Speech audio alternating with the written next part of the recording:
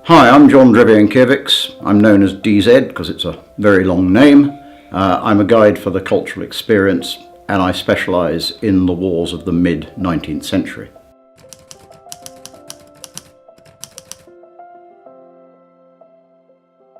I'd say my favourite battlefield is Königgrätz, which is in the middle of the Czech Republic. It isn't even called Königgrätz anymore, but it happened in 1866. It was the climactic battle of the 1860s, and of course it set the stage for what then happened to Germany as Germany became much more influential and moved from being a second-rate power within Europe onto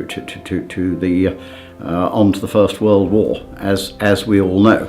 But it's really good because it's practically unspoiled. It's a vast battlefield, it's all agricultural land, there's no sprawl over it, it's not buried beneath car parks, and so you can basically put yourself onto a position that, for instance, Moltke was standing on, and you can see pretty well the landscape that Moltke saw.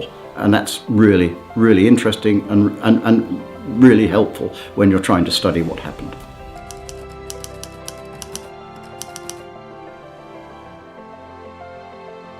When you think about a great military commander, I think you've got to put him in context. And on one level, I'd say Moltke. But Moltke wasn't actually a field commander. He didn't have all that much real operational experience commanding soldiers. He was very much a staff officer's staff officer. So actually, I would not go for Moltke, I'd go for Kitchener, because Kitchener had huge experience at every level, which meant that when it came to the First World War, he had commanded at pretty well every level and had been in the thick of it, and so had an authority that enabled him to speak to politicians in a way that probably nobody else could have done at the time.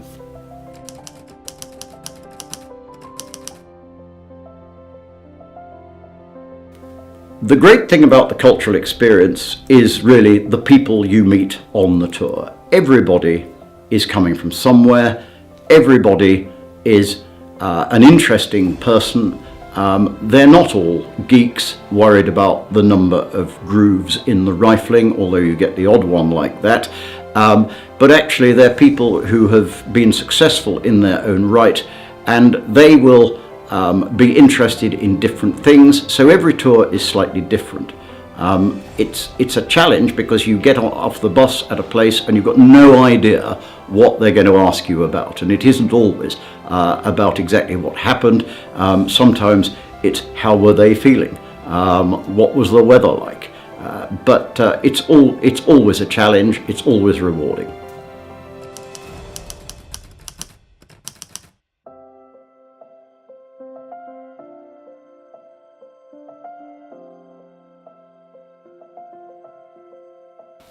I think it all started when I was down in Sarajevo working in the international community there, and from time to time you had conferences up in Vienna, and so if you were going up to Vienna, you would engineer things so you had a couple of days in Vienna, actually sort of in a slightly more civilized environment than Sarajevo was at the time. And having done all of the Napoleonic battles around Vienna earlier in a different existence, I had a friend who said, well, why don't we go up into the Czech Republic and look at these 1866 battlefields? And so we said, oh, that's a good idea. And so off we went, and goodness, how well preserved they all were.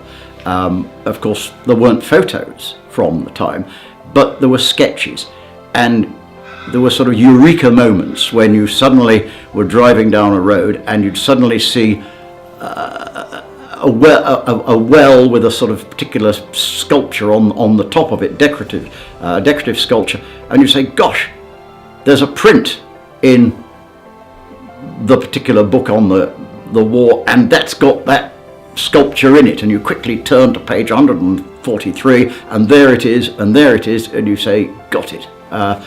We're absolutely in the right place.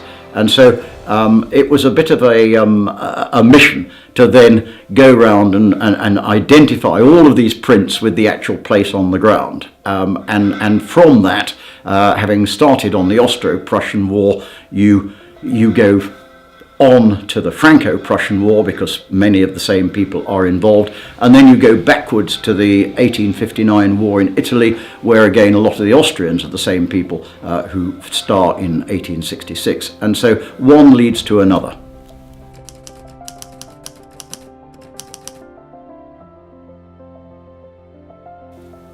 What my passion is to walk the ground, to work out what happened, and then you follow it up by sitting around talking about it in the bar afterwards, and you start to think, well, what if it hadn't quite happened like that? Was it inevitable? Some battles, whatever happens, one side was always going to win. Other battles, it's on a knife edge. The start of the American Civil War, first Bull Run, you look at that and you think it's such a close thing. If the Union hadn't fallen apart at the moment it did, the Confederates would have fallen apart about 10 minutes later. And so if you then wargame it, you find that you wargame it 10 times and one side wins 5 times and the other side wins 5 times. Other battles, there's no way that the Austrians can win at Königgrätz, because they are facing something which has really been a revolution in military affairs, and the tactics and the command and control and the weaponry that the Prussians have got mean that whoever faced that Prussian army in 1866 would have been defeated, whoever it was, even the Brigade of Guards. But when you wargame it, you can actually say, well, but what if this and what if that? And you can see whether it was absolutely destined to be a devastating victory for the one side, or whether actually it needn't have, could it have run to a bit of a draw? Certainly the Prussians couldn't have lost it, but they could have, the Austrians needn't have lost it quite as disastrously. And why would that be? Well, in some cases, everybody's been using their initiative and it's all gone well. And in other cases, people have used a bit too much initiative and they haven't done what they were expected to do, and it's contributed to the disaster. And so you can work your way through this. If you look at Gettysburg, had Lee not been the aggressive commander he was at Gettysburg, Gettysburg would have been completely different. The whole thing is driven by one person who happens to be in charge. And so if you actually say, well, what if Lee had fallen off his horse on the night before Gettysburg, would it have been different? Absolutely. And you can do that by wargaming. And in fact, one of the things I've done is take some of the campaigns and wargame selected key moments in those campaigns and then turn them into books. And they are a rather niche subject, but they have a fairly dedicated following of similarly minded nerds.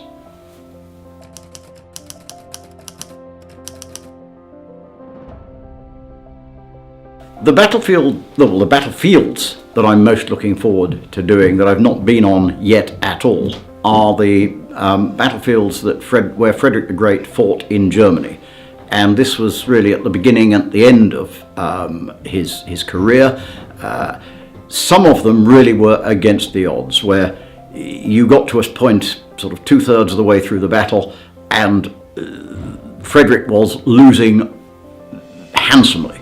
And then suddenly, in some way, somebody does something, somebody makes a mistake, or somebody makes a move that nobody's expecting, and they pull his chestnuts out of the fire. And several of them really are you're on the edge of your seat because you think, gosh, this is going horribly wrong, and then, as I say, they manage to turn it round. There's some really quite big battles there, and many of them are really very well preserved. So I think that's something that I'm really looking forward to, because I know in order to lead a tour there, I've really got to crawl over the whole area and look at it from all sides, and that will be, I think, a really enjoyable process.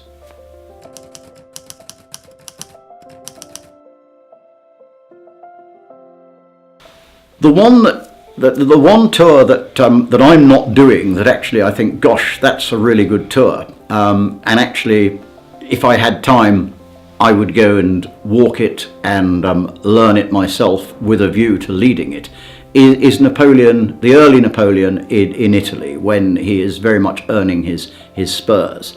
It is being run by the Cultural Experience. They've got the guy that wrote the book about it, and I think he really is an expert in it. And so I am actually seriously considering signing up to a Cultural Experience tour as a passenger rather than as the pilot in that particular instance.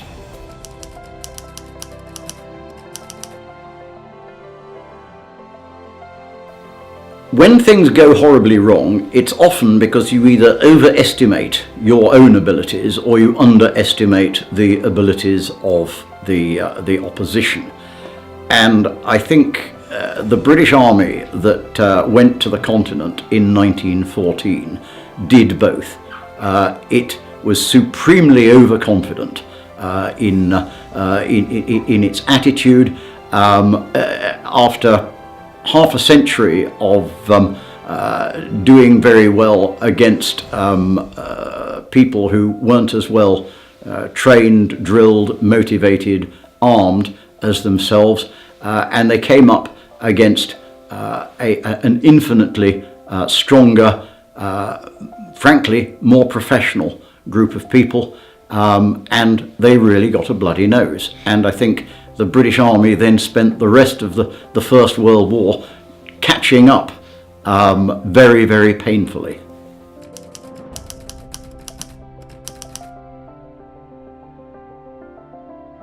I'm not a great fan of Robert E. Lee. I do feel that the command style he had of launching everything in the attack wasn't really the right style for the force he was leading, because it was under-equipped. It was very well motivated, but it was under-equipped, it was under-led. It had a really poor command and control system, and so some of these terrific attacks that eventually succeeded, that Lee is responsible for, you think that yes, that was a success, but it was at such a price that you're eating your seed corn for the next event. And he really, I think, was a commander who would have been much better with that command style had he been on the other side, where they had far more resources. They actually had a better staff process that enabled them to pass orders and to know what was in front of them. Grant, in fact, had a similar style, and Grant was right for the Union because the Union did have all the resources. What the Confederacy needed was someone who was a bit more careful with the very limited resources that the Confederacy had. And I think when you look at